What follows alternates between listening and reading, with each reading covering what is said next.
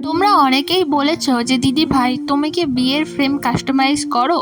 হ্যাঁ, আমি বিয়ের ফ্রেম কিন্তু কাস্টমাইজ করি। আর আজকে কিন্তু তোমাদের সাথে আরো একটা বিয়ের ফ্রেম কাস্টমাইজের ভিডিও শেয়ার করছি। আমি জানি না তোমাদের ঠিক কতটাই ভিডিওটার মাধ্যমে বোঝাতে পারবো, কারণ এই ফ্রেমটা যেহেতু ছিল বক্স ফ্রেম, এই ফ্রেমটা বক্সের মতো করার কারণ হলো এর সাথে কাঁচ অ্যাটাচ করা থাকবে, মানে স্লাইডিং কাঁচ থাকবে, যার মাধ্যমে কিন্তু আমি কাঁচটা দিয়ে ফ্রেমটার মধ্যে ঢাকা দিয়ে রাখতে পারবো, যার ফলে ফ্রেমের মধ্যে কিন্তু কোনো রকমের নোংরা পড়বে না।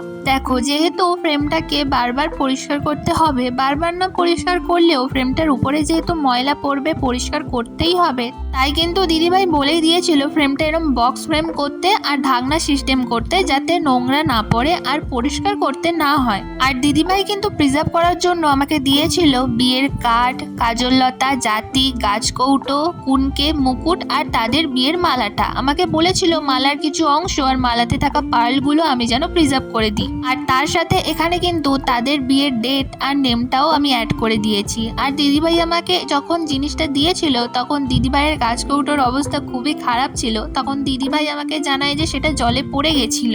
আর যেহেতু গাছকৌটোটা এতটা বড় কাস্টমাইজ করা, সেটা সুন্দর না দেখতে হলে কিভাবে হবে, তাই সেটাকেও আমি কিন্তু সুন্দর করে রং করে পুরোটা প্রিজার্ভ করেছি। তো কেমন হয়েছে অবশ্যই কিন্তু জানিও। আর তোমরাও যদি তোমাদের বিয়ের যে কোনো জিনিস বা প্রিসিয়াস মোমেন্টগুলোকে সারা জীবনের মতন করে প্রিজার্ভ করে ফ্রেম বন্দি করে রাখতে চাও, তাহলে অবশ্যই কিন্তু আমার সাথে যোগাযোগ করতে পারো। আর আজকের কাস্টমাইজটা কেমন হয়েছে জানাতে কিন্তু ভুলো না। টাটা।